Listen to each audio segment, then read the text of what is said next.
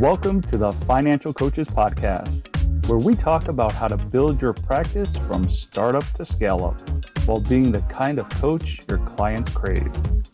Finally, a podcast for financial coaches.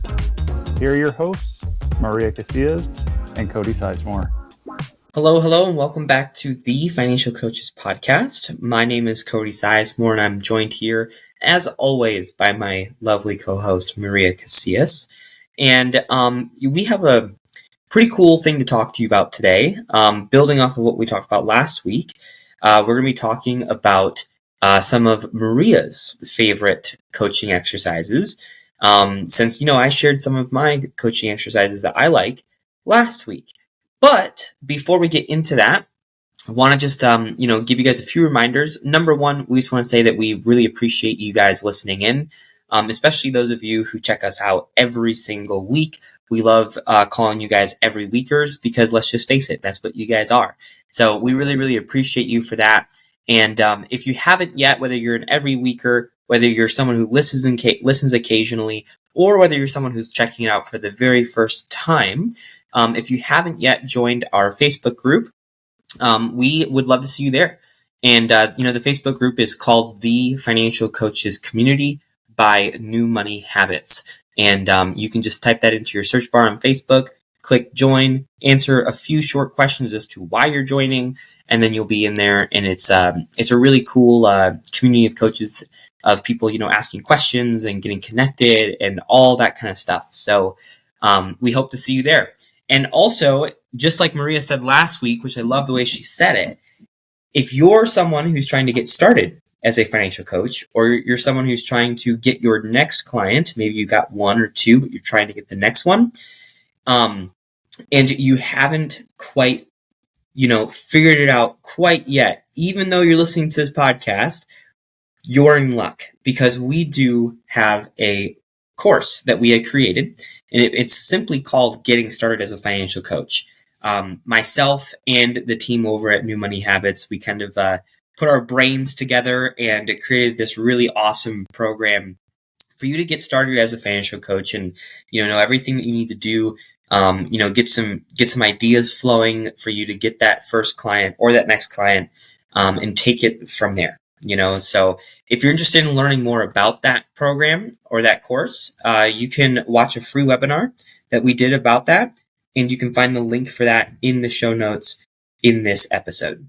So with all that being said, Maria, welcome. We're going to be talking about different exercises that you like to do, and I have a feeling they're going to be a little bit different than mine, and that's totally great, because that's why that's what makes this show so great. We're two different people that have like a lot of similarities, Yep. So I'm excited to see what you got up your sleeve today. Me too. Me too. Can't wait to see where this goes.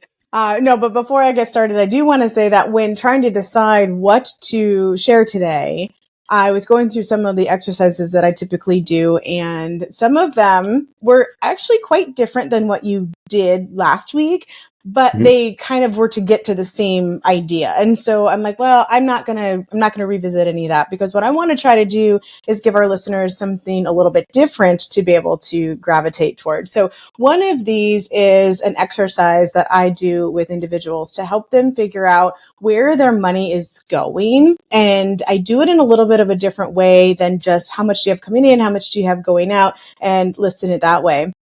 The other one is definitely more along the lines of what we talked about last week, which is not numbers based at all, but it's super important for them to understand what I help them discover in order to actually create a spending plan that's going to work for them. And so that is a values audit. So I'm going to go ahead and start with the first one. And I have just affectionately called that Color Your Money to Change Your Life, because I have a little bit of a creative side in me. And I know that you and I have talked about this before, but it is one of the most impactful exercises for people, mostly because of the same thing that you talked about last week, Cody, where it's like it hits them out of nowhere and they're like, I so didn't see that coming. So when I work with people on this, they basically have to come in with an open mind because they have no idea what we're doing and why. And they usually feel like they're showing up to art class before they come into the session. So this is actually one that you can, just like the one you mentioned last time, that you can do either individually or in a group setting. The reason that this one actually works very well in a group setting is because the answers that people do that they give are not given aloud necessarily. So I walk them through a process and they do the actual action, but they don't have to share in that specific moment. So in a nutshell, there are 5 different colors that I have people bring to the table. So I tell them what I need them to bring is 5 different highlighters, not markers, not crayons, because we actually need to be able to see behind them. So they bring highlighters.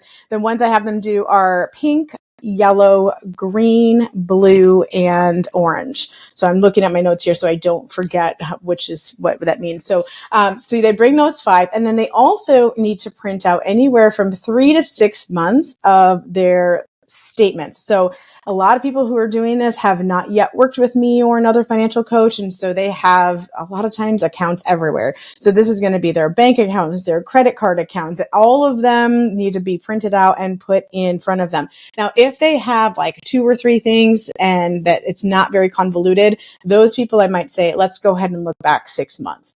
If there's somebody who have like 15 to 25 accounts, I will give them a little bit of grace and say, just do the 3 months because hopefully we can get a decent amount with that and you don't have to print an entire ream of paper that way. So they bring those things to the table. I tell them to leave their calculators at home because we're not actually adding up numbers when we do this exercise. So that's something to be very aware of. When we start this entire exercise, we are looking first at helping them understand who it is that they are currently, who they want to become. Oftentimes they say that whose you are is more important than who you are. And so that's more of a faith-based approach, but this can be used in any way, shape, or form. So even if you're going less of the faith-based approach and you want to do more secular, then you just start with who are you? Like, who are you becoming? Who are you now? And they actually have to do a little bit of an exercise similar to what you do with that, with what we talked about last week, Cody, to kind of decide who that is. So there's a little bit of a visualization, but it's not quite as in-depth as what you just described. But that's not the color part. The color part is having them understand that each color represents a different thing. And those things are, the pink is for something that you have intentionally purchased. It can be like an actual possession that you have. It can be, a curriculum that you created that you purchased. It can be money that you've hoarded, that you've put aside for a little bit, but it has to be something that was done with intentionality. So not just, well, it just kind of so happened that I was on Amazon clicking through and I added all these things to my cart and hit, purchase. It has to be, if it was an Amazon purchase, that it was something very specific for something you were looking to do. Yellow is for any activities or experiences that you have created. And again, this is just looking at the past, right? Not looking at things that you're hoping to do. Green is to identify like money you spent for who you are, the thing we talked about in the first place.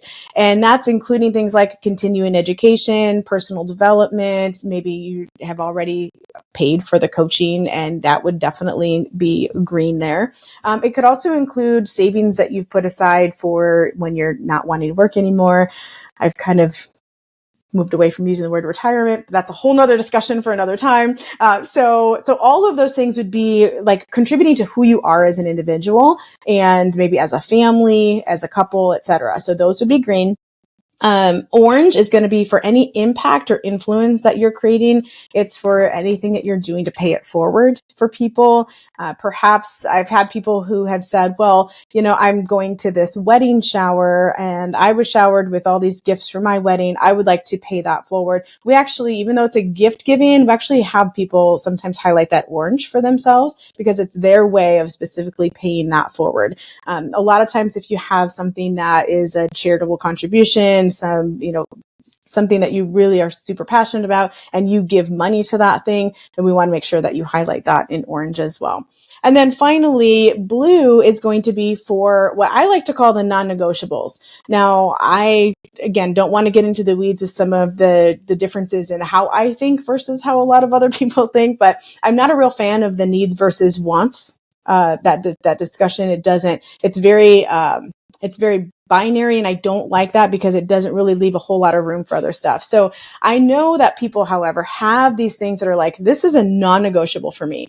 Now, my sister-in-law, who doesn't have a problem with money, she has a non-negotiable at like doing her nails. Like she has said, this is an essential for me. Like this is a non-negotiable for me. Now, would that be the case if she lost everything, and had to decide? Probably not. But in her current state, that is a non-negotiable for her. And it's not my job to tell her that that's not a need in her life.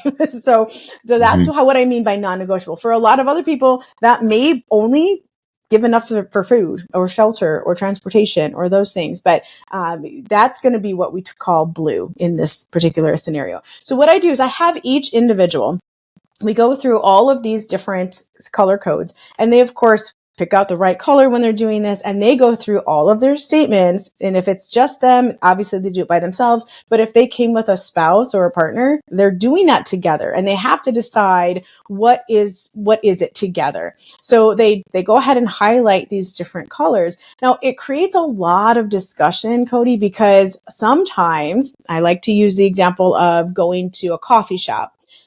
A lot of times when coaches walk people through this, they'll be like, how much did you spend on Starbucks this last month? And let's get rid of all of that.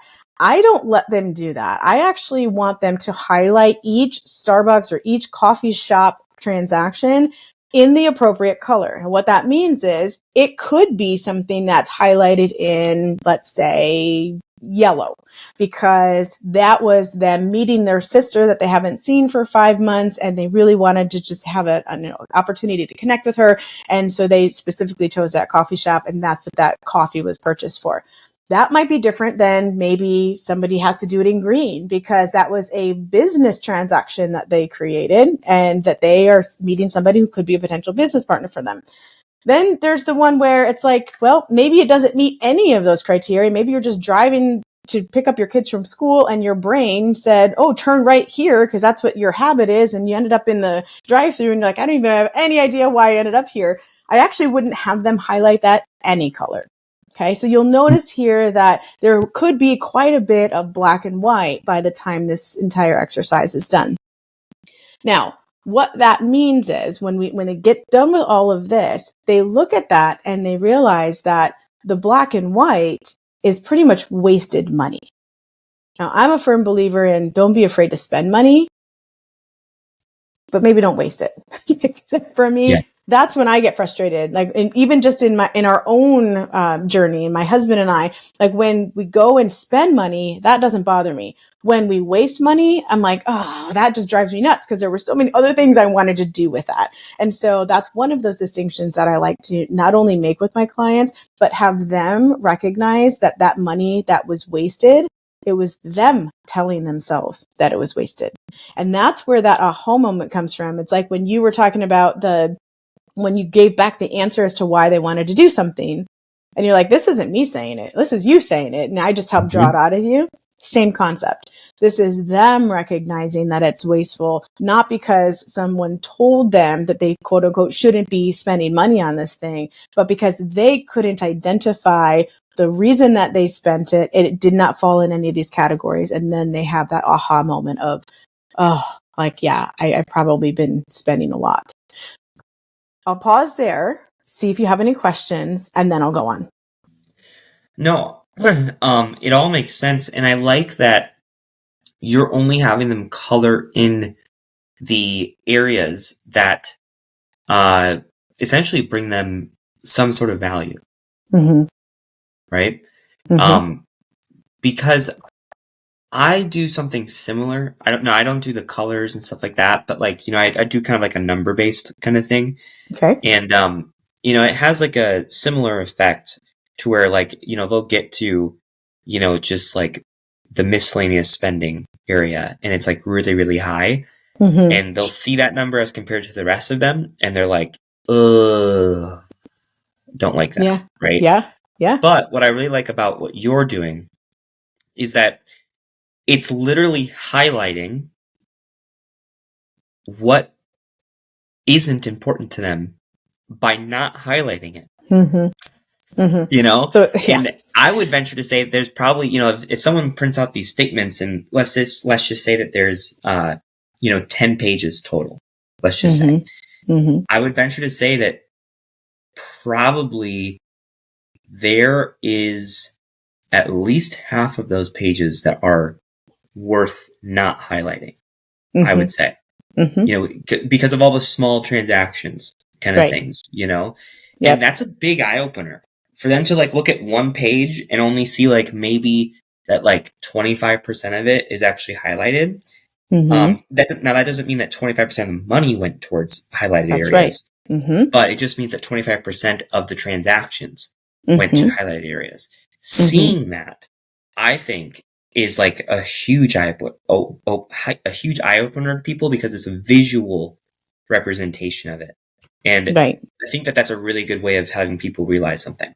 Yeah. And I think what you just said is a point I wanted to make anyway. So thank you for bringing that up, is the idea that it's not the dollar amount that matters as much as the number of transactions. And the reason that's important is because the way that we behave with money is just that. It's a behavior. It's oftentimes habit-based, right? I mean, that's where we came up with new money habits, because we want to see how many times do I drive through this particular place, or, you know, go here and spend my money here, because you could do a very intentional mattress for $500, let's just say. That number is going to be a lot higher, but it was a one-time transaction versus the, you know, as they say, death by 1,000 cuts, all of the tiny $2 and some transactions.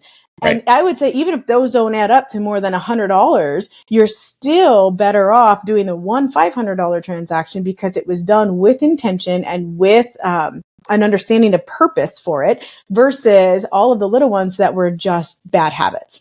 And so that is another one of those reasons why, instead of looking at, you know, just the actual dollar amounts, we look at this, because again, it's that visual representation. And quite frankly, it's a lot faster.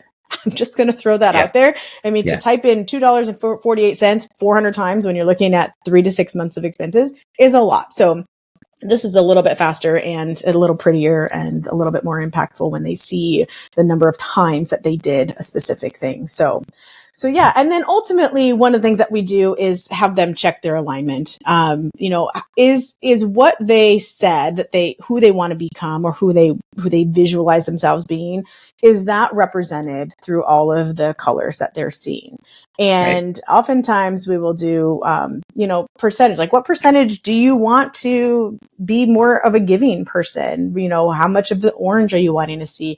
All those non-negotiables that you're saying are in there. Like, do you want there to be a lot of them? Do you want that to be a small amount of a small percentage of what you're seeing? And I let them drive that so that we can then see, okay, now we're seeing, is it actually in alignment with that stuff? And if the answer is no, and most of the time it is, because if it was in alignment, they probably wouldn't be coming to us. Since it's not in alignment, the answer is no, it's not. And then we just choose how to start tweaking those little things so that we can bring that more in alignment with what they actually want. So, yeah, I do have one question. Yeah. That whole exercise of helping them identify like who they want to become, you don't have to do a step-by-step of like how you do that, but just maybe like a 30,000 foot overview, because I'm sure that there are probably people who are wondering. It's pretty much what you described as the visualization thing, but not quite as in depth. So I never did the whole music thing because I didn't know how. So that would be one reason. But also it's just more of it's more of a writing exercise than it is a close your eyes visualization. So it's asking a lot of the same questions, setting that up very similarly. You know, I want you to have this amount of detail. What does the house look like? What does your life look like? What does your family makeup look like? Those kinds of things, but they're writing it down. And so when I'm doing this in a group setting, I usually give them about 5 to 10 minutes, more like 10 because of writing it down. And that takes a little bit longer. But I love what you said last week, Cody, about how that first 5 minutes, they're usually struggling with friction. So I think I'm going to guarantee that I do at least the 10 minutes from here on out. But it was usually around 8 to 10 minutes just to give them the time to write it out, if that makes any sense. And so that's how we do that one. And so I don't want to bore you with all the details because it's very similar to what we talked about last time. It makes sense. And if you didn't listen to the episode last week, which is what she's referring to, go back and listen so you understand what she's saying. So, but yeah, that makes sense totally. So, and then the other exercise that I wanted to talk about, and it seems like a clunky transition, but it's really not, is the values audit. And the reason that is not super clunky transition is because in order to understand whether or not these things are in alignment, sometimes you actually need to have somebody walk you through, like, what is it that I even care about anyway? And I knew that's that you'd where say that. But you did. I knew it because you're really big on values and values and money. Right. Yeah. So I had a feeling that you'd bring this part up. Yep. Anyways, continue. That's good. So that is actually the second exercise that I would like to share with everybody today. And that is just how to even identify what some of those values are. When I first did this, I actually talked about values versus priorities. However, I will say that since creating this in the first place, I've done a lot of personal development myself. And one of the things that I heard that somebody shared was that the origin, because I'm really big into origins of words now, which probably drives you nuts. But that the origin of priority is that it was never intended to be plural. And that totally makes sense to me because we created that plural form. And if you think about what priority is, then if you have many, then you really don't have any. Right? Right. So that makes sense. I have had to tweak this a little bit in terms of talking about the difference between priorities and values. And I've really just kind of talked more about values themselves. So it's really what are the things that drive you? What's important to you? What is the priority for you? And it's okay to choose one priority in your life. And you'll notice that once you've chosen that one priority, most of the things that you choose to do, if they're in alignment with that, will actually affect other priorities in your life. So like for me, being a believer, my priority is doing God's will in my life. Well, when I figure that out, or in the pursuit of figuring that out, I'm having to, treat my family well and show up for them and do well for clients, et cetera, et cetera. So all of those things fall into there, and it really kind of takes away the pressure to say, well, I've got these top 3 priorities. So I'll just throw that part out there for a second. But what I like to do is ask certain questions that help get to the heart of their actual priorities rather than just say, what are your priorities or what are your values? So you actually gave me the first question once. And I know you're going to know where this is going, but you had posted something one time about, if $5,000 ended up in your account, what would you do with it? Mm-hmm. And I remember talking to you then and saying, I really like that question as a way to not even figure out like how would they quote unquote spend their money, but to really figure out what's important to them. Because typically where we spend our money, where we spend our time, where we spend our attention, that is what we value. And sometimes that recognition really kind of stirs us up a little bit because we're like, oh, I don't like the way that looks. And so it's like, okay, well, then maybe we need to shift those values a little bit, but that's really what's going on. So what I did though is I took that question, Cody, and then I massaged it a little bit. Like I played on it. I just kept going. So what I found out was that when people would just answer that question, just like we talked about last week, oftentimes it's very surface, their answer. So I push and we do it again and then again. So I actually do it 3 times. So magically, another $5,000 shows up, and then a third $5,000 shows up. And there's a reason that I don't do. Imagine you have $15,000 end up in your account, right? Right. So a couple things have happened, and I see this pattern when I do this. One of them is that either they start to go deeper in their values, or, and this has been kind of an interesting one, there's a pattern on the things that they do. So for example, one of the individuals that I did this with recently, it was really important to her to do a tithe. And so every time I said $5,000, she would do the first 500 would be to her tithe. And then the next part of it, it was a different amount, but it always had something to do with like her spouse. And then the last one had something to do with her future. So it was really interesting. Like when that pattern played out, we could see, okay, these are the top 3 things that you value. Now, when we have somebody who, I'm going to do this for the first 3, and then they're like, oh, well, so I have 5,000 more. Well, then I'm going to do this. And sometimes when they get the other 5,000, like that's when you start to see the things that they are saying that they would do that they couldn't think would be acceptable for the first 5,000 or the next 5,000, right? Like so taking a vacation. Yes, yes, exactly. Yeah. That's exactly right. Because there's guilt around that. Anyway. Excuse me. So those are the reasons I would go a little bit deeper and then just grab that. Now, I don't, what's the word I'm looking for? I don't assess any of this. I don't analyze any of it when we're doing the exercise. Just like you had talked about in yours, you get all of the answers first and then go back and we talk about those different things. So, now I do ask them to write down anywhere from 3 to 5 of their most treasured values.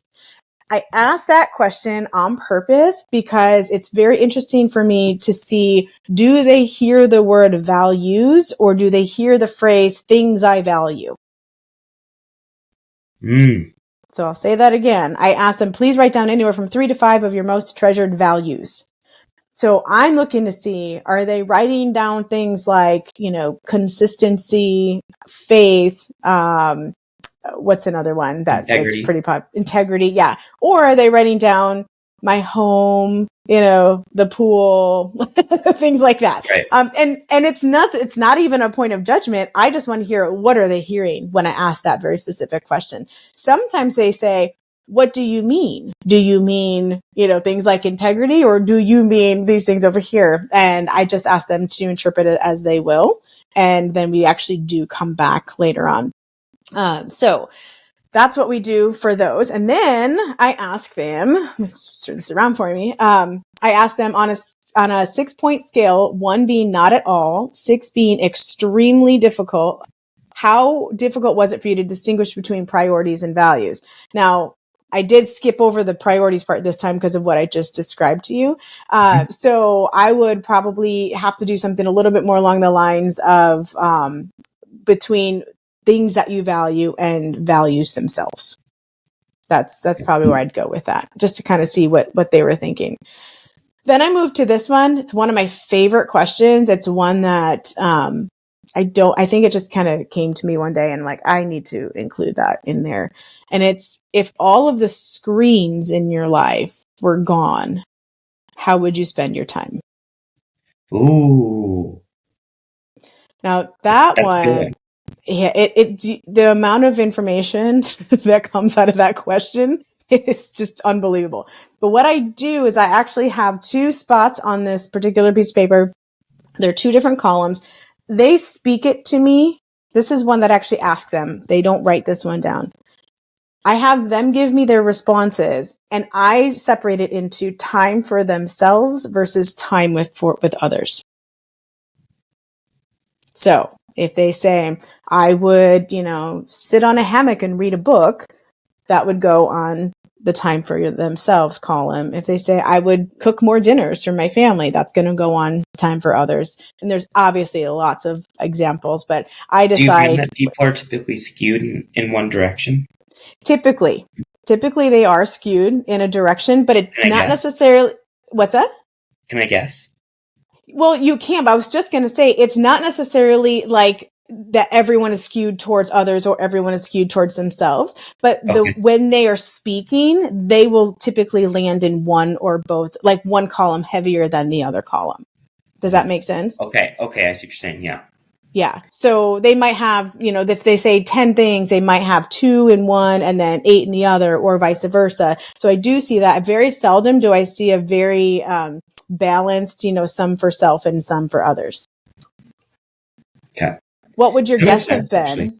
What would your guess have been, though, when you were looking to see if it was skewed in one way? That they spend more time on others or with others. And what's your reason for that, you think? It's just a trend that I see in a lot of people. I've even had conversations with clients that they'll say, like, I feel overwhelmed or I feel exhausted. And I'm like, well, walk me through like your typical day. Mm-hmm. And, they'll say like, oh, well, I get up, I go to work. And then when I come back from work, I'm doing this and I'm doing that, I'm doing this. And then I, have some downtime. So I'll go out and I'll do this. And it's like, so all of your time is with your energy out versus trying to bring your energy in, so that's something that I see a lot with people. Okay. And so I'm going to take that one step further and let you know why this question is so impactful, because I think one of the biggest reasons that people would not gravitate towards doing something by themselves is because right now, when people are by themselves, what are they typically doing? Scrolling. Yeah. Yep. And they don't know how to be by themselves. They don't know how to sit in the silence. They don't know, who they are alone oftentimes. So the ones who gravitate towards the I'll be doing things by myself typically tend to be the ones who are very introverted people. So they actually lose energy when they're around too many people.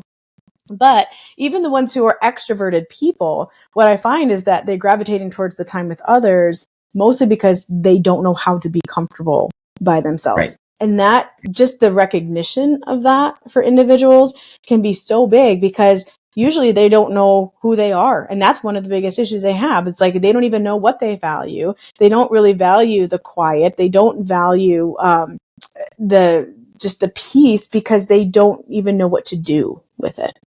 Mm-hmm. So that's one of the things. Makes a lot of sense. And I never actually thought about it that way. Yeah. But it makes a lot of sense. Yeah, I agree. So once we do that, after we've done the values thing, that's when we will go into, I hand this out. This is a printed handout that I have, and I won't bore you with all of it. But on one side of it, it actually has like 7 to 10 quotes about values and things that we focus on. And like one of them, it says that your core values are the deeply held beliefs that authentically describe your soul. One says values reflect what is important to the way that you live and work and behave with money. And then another one says you define what is important to you by what you dedicate your time to. So things like that, just having them understand, okay, this is what she ultimately means by that. So I don't want to give them that information before I solicit their just immediate response. So then after that, I give them that. And then I also give them this list of about 25, maybe 30 to 40 core values that are on there. And it goes anywhere from authenticity to honesty, humor, success, stability, peace, openness, loyalty, determination. So there's a whole list, because I think a lot of times we just don't even know, like, I don't know if those things are those important to me. And then I have them actually try to figure out what are like the top 5 for them, because it's the same idea with priorities. If you have, 30 quote unquote core values, they're not really core. It doesn't mean that you don't value those things and that they aren't things that are important to you. You can be fun and a good leader and kind and popular and responsible. You can be all of those things at the same time. But what we're trying to do is get to the core of that. And once we've done that, then I actually introduce them to the different categories that I just talked to you at the beginning of this, so that they can figure out how to do this particular thing. So the first exercise that I told you, oftentimes that's done in a group. Sometimes that's done before I even am working with them. It's just as a way to help them have a taste of what it's like to work with me. This particular values audit is more one-to-one with somebody who I'm actually already working with. And then we go back into the different categories and stuff that I mentioned at the top. Awesome. Awesome. I love that because I think that that's something that a lot of people miss, is making the values the priority Yeah. versus the money, Yeah. because what we're looking for, like, obviously we're looking for, traction for these people. We're looking for results. We're looking for success. Like, we're looking for all that kind of stuff. But I think if you don't have alignment and sustainability, the other things that you're trying to get, or that, when I say you, I mean like you as the coach or the client or you guys together, it's usually like a fleeting thing. Right. But this makes it into something that is aligned and it is sustainable, and it actually creates it to be more of like a long-term, almost permanent kind of change and, momentum moving forward. So I think it's really important. And, if you're listening and you're like, I never even considered doing this, then I would strongly recommend that you consider it. Yeah, it really makes a difference between a transformation and information transfer. Yes. And that it goes to your point about it being short-term versus long-term. If we can help individuals get those quick results, that's fun. But a lot of times that's just information transfer. It's just, here's what you need to do. They go do it. And it's like, okay, now I know better. Doing this way, it actually helps them to transform who they are into who they actually want to be. And it's like that they're going to still slip up. They're still going to make choices that maybe are not in alignment, but man, they're going to understand it, and it's going to hurt a little bit more. It's going to hurt for a different reason. And it's going to be an internal motivator, not an external motivator. And that really makes all the difference when it comes to just the way human behavior works. So I think that's what I've liked most about it. Yeah. Yeah, I agree. Awesome. Good stuff, Maria. Thanks. Really good. I'm so glad that I knew what finally came out of it. Me too. I just tease because I know that whatever I came up with was going to be fun, but I just wasn't sure how it would align with what you had talked about last week. So I'm really glad that they didn't overlap too much, but still complemented each other. Yeah. Yep, absolutely. I think that, so if you listen to this episode and the one from last week, and you were to put even just one of them into practice, make it your own, of course. Yep. But if you were to put one of them or maybe even a few of them, I think that you may like what you find. And I think that your clients will too. So, if you've been doing something a certain way or you had a certain vision, be open to different ways of doing things, because you might find that you actually really enjoy it and that you get a lot out of it, or that your clients get a lot out of it as well. So experiment a little bit, have some fun. Yeah. That's why we got into this in the first place, is to have fun and help people. So let's do that. And to that point, feel free to brag on yourself a little bit. If you're doing some exercise or activity that has really been working for your clients, please feel free to share. I mean, that's how this community grows.